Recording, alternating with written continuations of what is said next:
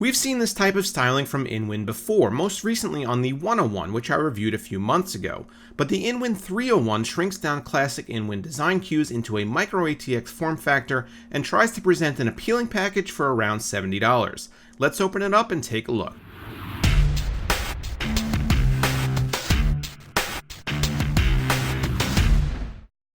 For the past few years now, Inwin has been at the forefront of pushing tempered glass towards the mainstream, as all of their new cases come equipped with at least some amount of glass instead of acrylic.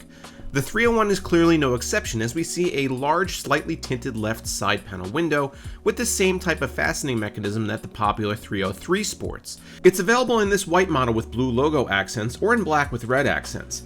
The front panel I/O is the only splash of color you'll find on the 301, however, and in this area you'll also find two USB 3.0 ports along with audio jacks.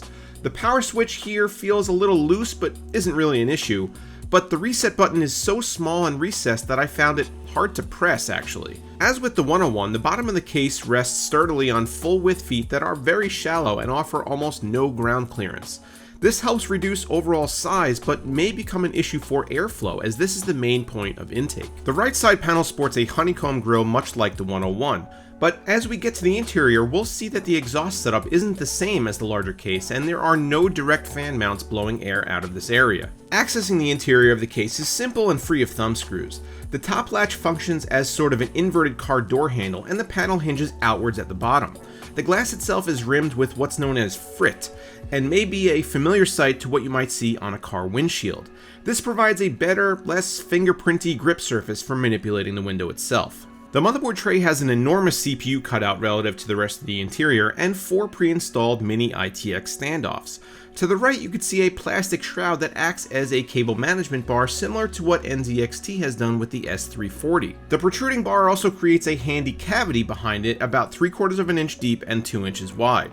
This is the ideal channel for routing and storing your cabling, as we can see here with the front I/O bunched up in this area. The front fan mount is pretty unique.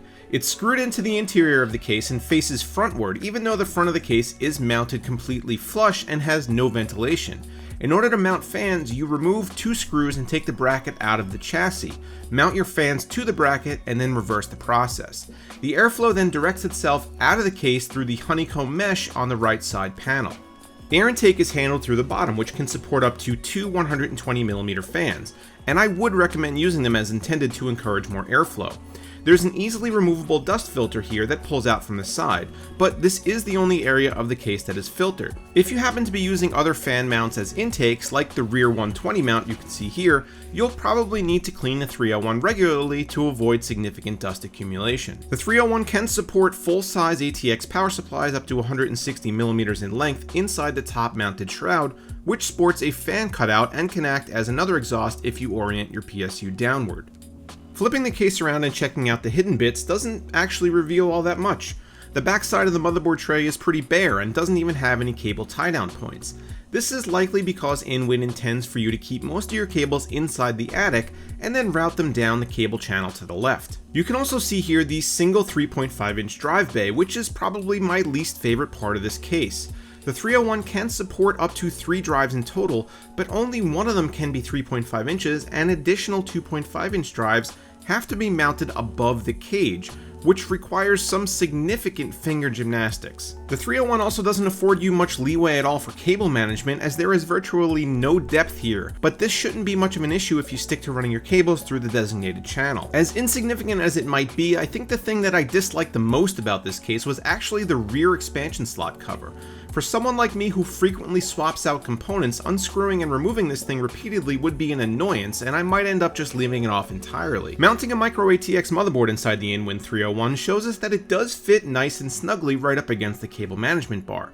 This will keep exposed cables to a minimum, as they won't have to travel far inside the main chamber without the cover of the shroud. We can also see here that there is some amount of room for custom water coolers who want to be adventurous, although there are other cases in this form factor that I think are more water cooling friendly.